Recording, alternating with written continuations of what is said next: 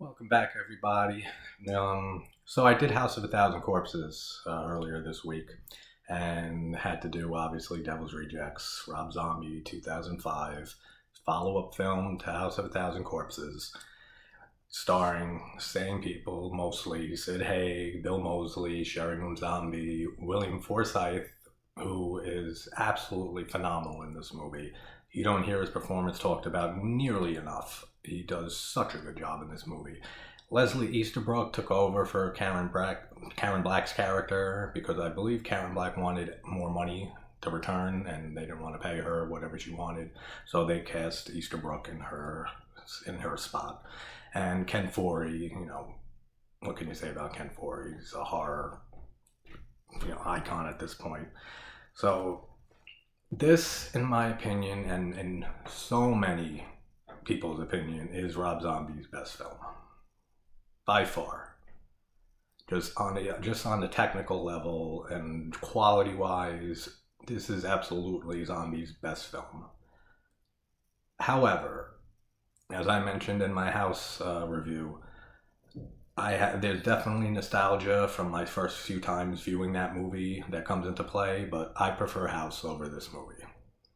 Just something about it, just the charm it has, just how outlandish and crazy it is. Just I've always preferred House over Devil's Rejects, but objectively, I think this is his best film by far. So we open up as the cops are going to the Firefly house, and they say, like from news clippings and stuff like that, that there were more than 75 murders that the Fireflies were responsible for over the last few years. And they end up being called the Devil's Rejects. That's the name that they are given by the press. And this is 1978, so House was 77. So this is, I think they say it's like 7 months after the events of House.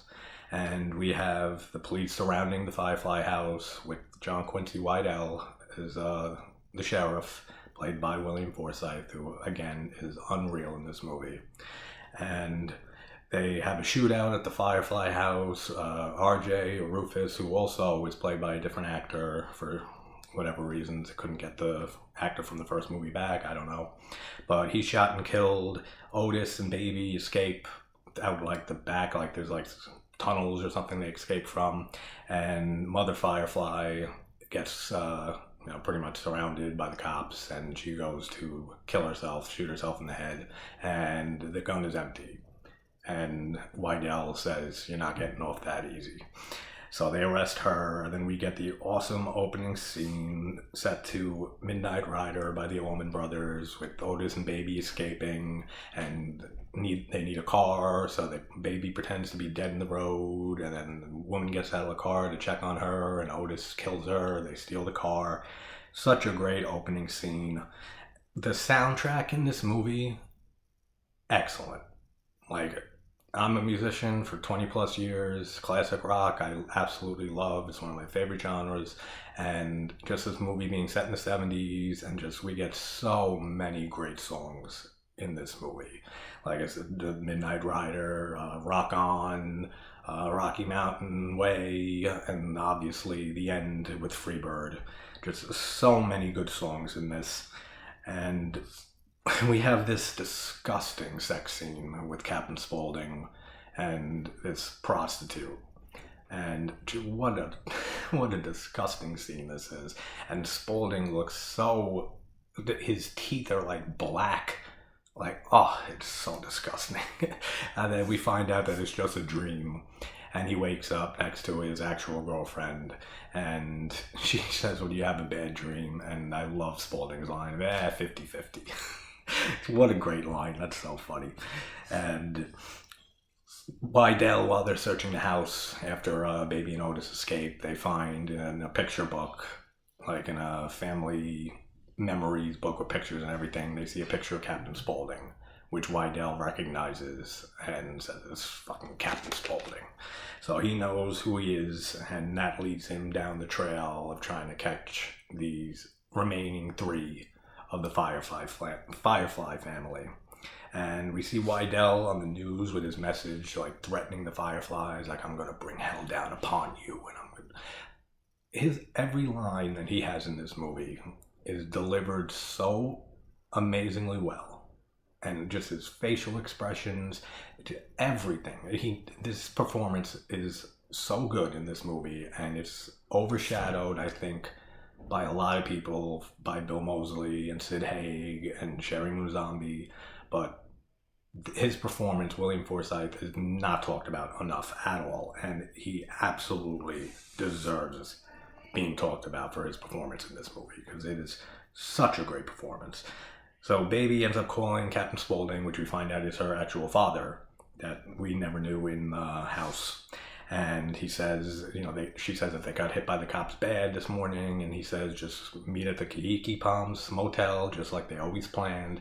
So they always had a backup plan for if they ever got caught. And Otis and Baby end up going to the hotel and meeting this like dual husband and wife country band called Banjo and Sullivan, and they end up taking these people hostage in their motel room. And we get a scene with Charlie, Ken Foree's character, and he's a pimp in his little whorehouse that he has somewhere in the desert. And we get this funny line from Candy, his main girl, his main prostitute, saying that everyone wants to fuck Princess Leia, right? Like, I'll try a space angle. And he has a great line, Charlie, when he says about droids and stuff, and he's like, I don't know, you're gonna bring in these spacey people and we'll have all types of weird people all over here. It's like, the last thing I need is horny robots running around tripping over shit. It's such a great line, so funny. I love Baby and Otis's dynamic in this movie and how they're just constantly arguing back and forth, like, fuck you, no, fuck you. Like, so great how they just talk to each other like that. And when they come into the hotel room, Baby just immediately looks at the TV while they're holding guns at these four people, and it's just like, check out that jacket on the TV. And Otis is like, fuck the TV.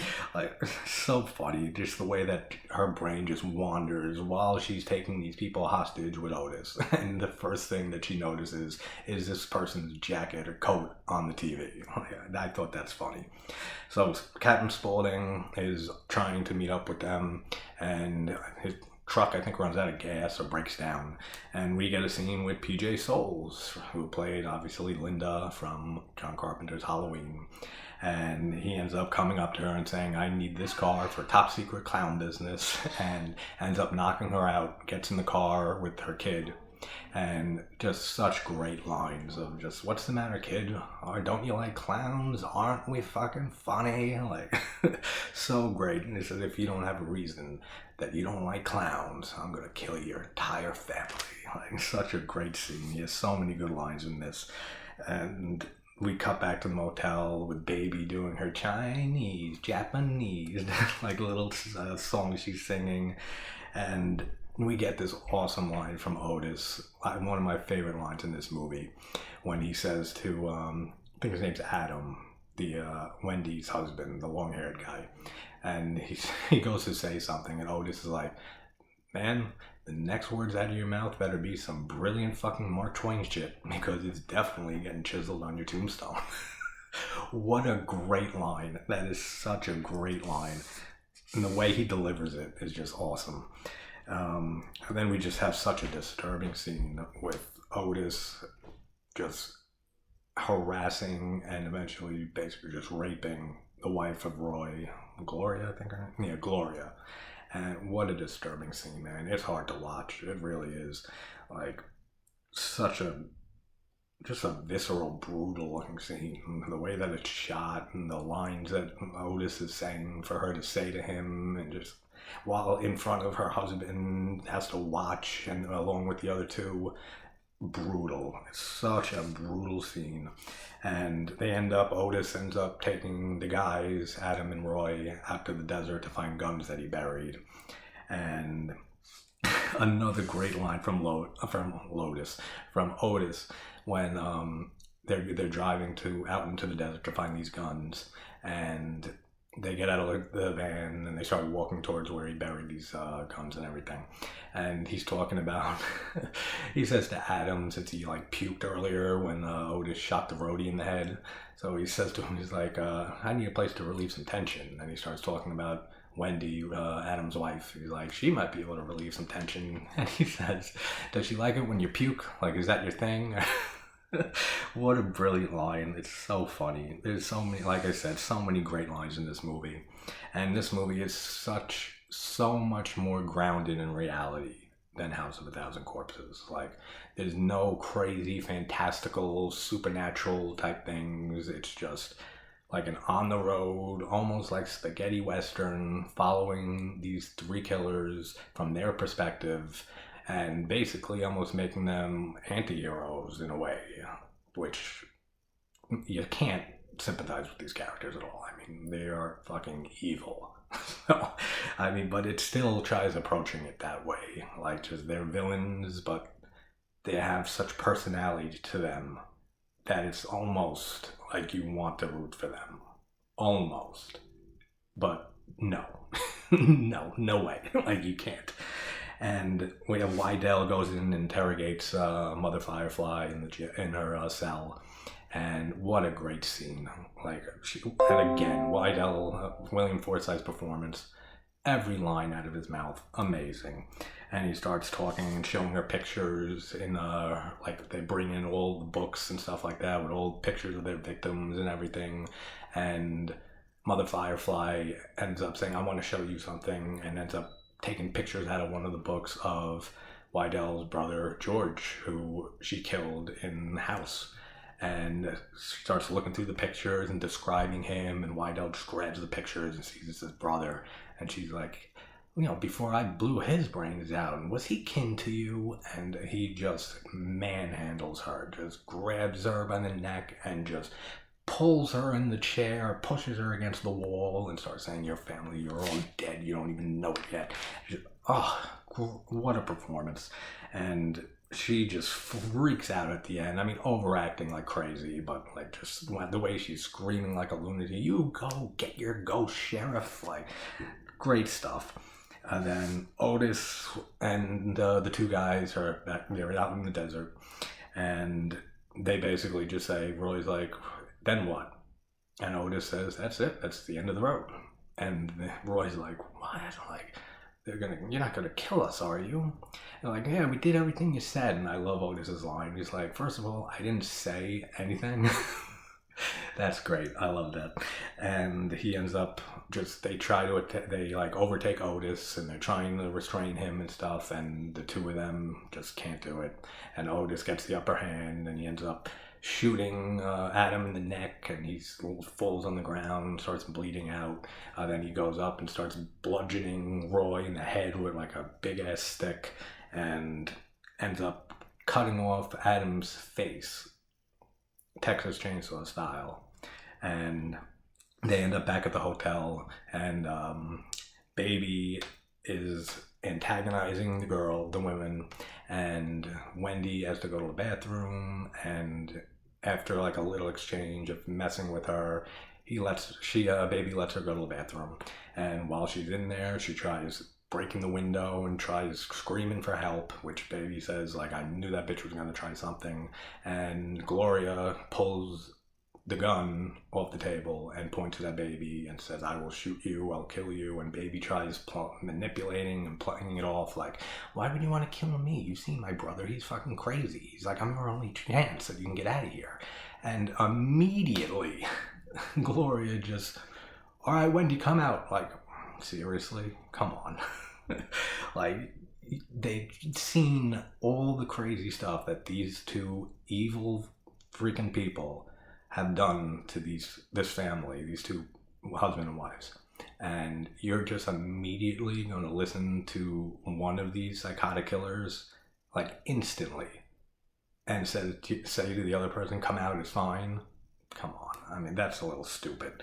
And Gloria gets the gun, I said, points it at her and tells Wendy to come out. And right before Wendy comes out of the bathroom, Baby just takes a knife and throws it right at Gloria, hits her right in the heart. What a great shot Baby is with a knife, man. Hits her right in the heart, and as she's dying, Baby just pulls her pants down and says, shoot me right in the ass. And she goes to shoot her, and it's empty. And she says, it's all my power. There's no fucking bullets in this thing. Great little thing there, great little line. So she tries escaping, Wendy tries escaping, and she runs out when Gloria's falling to the floor dying, and she ends up getting down to the parking lot where she runs into Captain Spaulding asking for help, and Baby just screams out, "Daddy, get that bitch," and he just headbutts her in the head, knocks her out. Love Spaulding in this. The thing that I notice is that Spaulding, he doesn't seem as into killing as the rest of the Firefly family. Like, we only see in House, like, we see him kill the robbers at the beginning of the movie. That's it. And in this movie, he doesn't kill anybody. Like, he could have killed PJ Souls' character when he steals a car. He doesn't. And when they ask what to do with Wendy when they leave the motel, he just says, leave her for a maid to clean up, until Otis says, I have a better idea, and you see him roll his eyes. So, I mean, it doesn't seem like Spaulding is as much as a cold-blooded killer as the rest of them. I mean, Otis is completely a psychopathic killer. Like, it's his thing. He loves to torture, he loves to kill, he loves to maim, he loves to rape, he just loves it. He lives for this shit. Baby I think just likes playing games and stuff like that, but Spaulding just doesn't seem into it most of the time. I thought that was interesting. And we have the Marx Brothers with the film critic comes into Weidell's office with like a list of every character in like Groucho Marx's books and like in the Animal Crackers and everything, and all the aliases for the Fireflies are there, and they end up deducing that this is where they ended up getting their aliases. And the film critic has such a funny line when he starts talking about Groucho Marx dying like a few days after Elvis Presley, and Weidell just says to him, he said, if you ever say a derogatory thing about Elvis Aaron Presley again, I will beat the living shit out of you. Such a great line. So Otis gets back to the hotel where Captain Spaulding and Baby are, and he actually like scares them a little bit because he comes in wearing the skin mask of Adam. And like I said, Spaulding says he'll leave Wendy for the maid to clean up, and they leave. So they head on to Charlie's place. They say it's Spaulding's brother, but I'm sure they just mean like, you know, they're so close and go back so far that they consider themselves brothers. And the maid ends up finding the bodies in the bathroom, in the shower, of all the victims in the motel room, and Wendy is hanging from a hook on the door with the dead skin mask of her husband over her, and the maid is freaking out, and Wendy gets off the hook and like falls onto her, and then she runs out of the motel. And this always like kind of like made me like roll my eyes a little bit, but I get it. She's in total shock. So I mean, she's not thinking at all. But the first thing that I would do in that situation is take the skin mask of my partner off my face. Like, that would be the first thing I would do. And I think, again, she's in shock. I totally understand that. And it's a movie. But you would think that you could see better like without a dead skin mask on your face. And she ends up running into the street on the highway and tries waving down a car. And then, what a great scene. And then she turns around and the truck just plows her over, and her whole insides and intestines and everything are strewn across the highway. What a great scene. Like, such a brutal looking kill, and the aftermath of it, so good. So we see the Fireflies with Otis driving, and they're trying to get to Charlie's, and they have the funny little scene about Tutti fucking Fruity. Then Baby wants to stop for ice cream, and Otis keeps saying, no, there's no fucking ice cream in your futures. And immediately, like we've seen in so many movies, when they say, oh, absolutely not, this is never going to happen, and then smash to the next scene, and it's happening. And so they no ice cream for you, and then cut in the next scene, and Spaulding and Baby are both licking tutti fucking fruity ice cream. So funny. And then Otis is just like looking at him and just like, and Baby sticks the ice cream cone on his nose, and it's such a little comic relief from the intense, crazy scenes that we've seen in the movie. There's a few little comedic elements and stuff like that in this that always make me laugh. So Wydell ends up recruiting Danny Trejo's character, and I think he's a wrestler, Diamond Dallas Page, that's who it is, and to capture the Fireflies and to bring them to Wydell.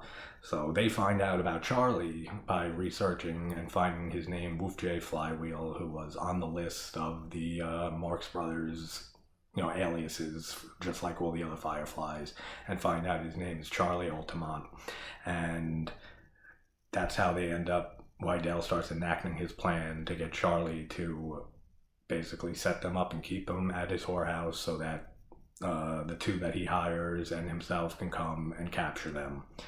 And we have this amazing scene with Wydell going into Mother Firefly's cell and just starts having this dialogue with her and just brutally pulls out a knife and sticks her with it, and just her reaction and just the way the lines he's delivering, and just I can't say enough about his performance in this movie. It's so good, and it's like never talked about. So Mother Firefly's dead, and they meet up with Charlie at the whorehouse he has in the desert. And they're all partying and getting drunk, and Captain Spaulding is doing cocaine with Charlie. And we have this scene that Charlie goes to pick up chicken, like a few chickens or something, from this chicken salesman, because Spaulding, like in the first movie, has his famous fried chicken. And what a random but hilarious scene. Like, this guy is telling him about, I got this type of chicken, I got Rhode Island Red and stuff like that. So Charlie says, I'll take the Rhode Island Red. And then this guy just says, no, you're not planning on fucking these chickens, are you? And Charlie's just like, what did you say to me? And then he just goes into graphic detail about, if you were alone and you need some company, just cut the head off this chicken and stick yourself inside it, and it'll go crazy and go ah. And then Charlie repeats what he says, and he's like, are you saying that I would cut the head off a chicken, fuck it, and go ah?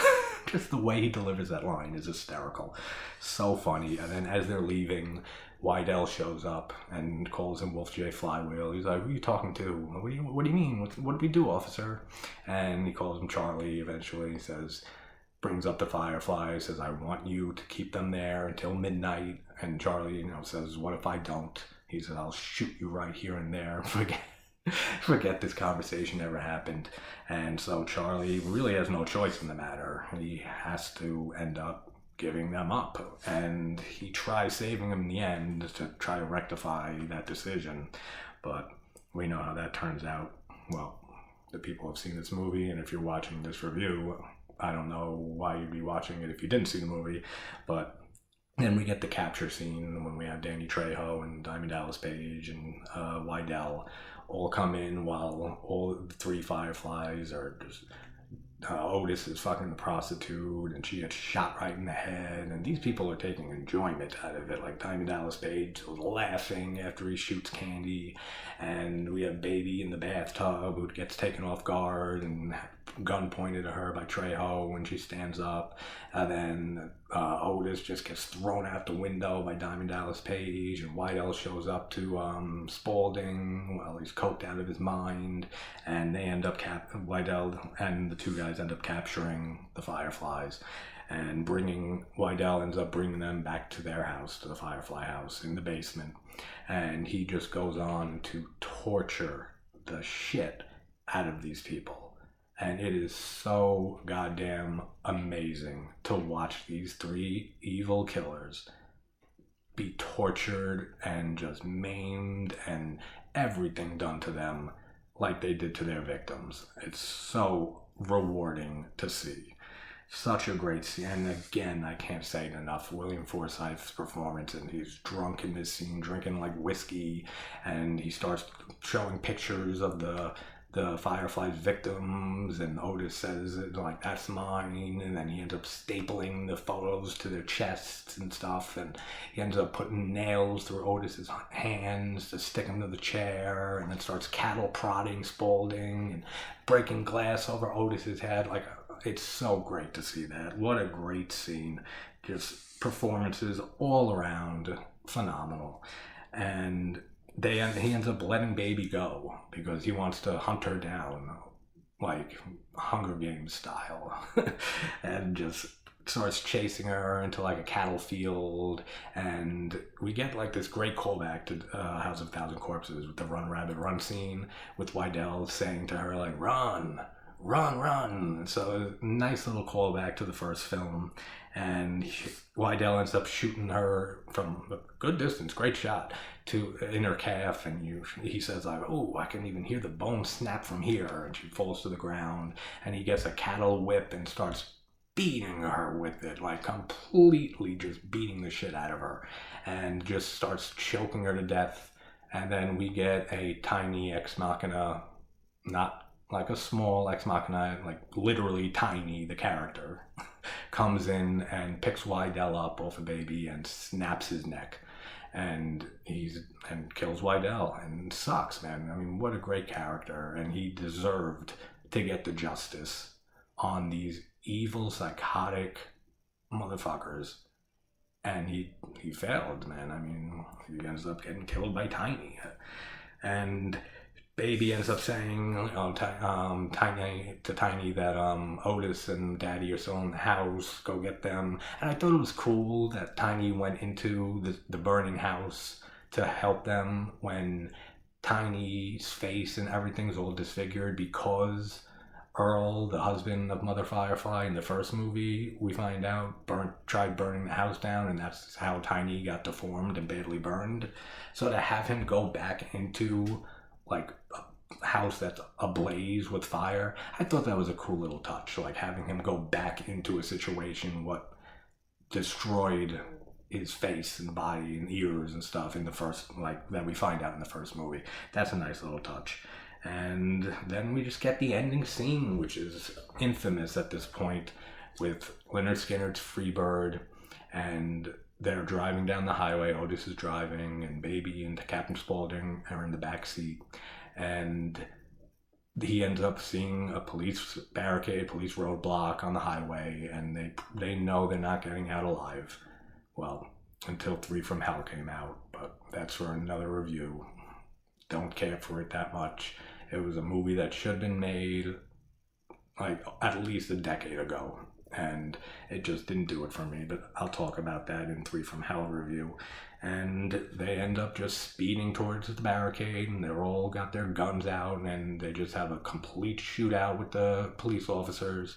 And you just see I love how the bullets start like flying and stuff right when the guitar solo in Freebird starts. Awesome. Such a great ending scene, such a great score, not a soundtrack to this movie, and such an iconic ending and stuff.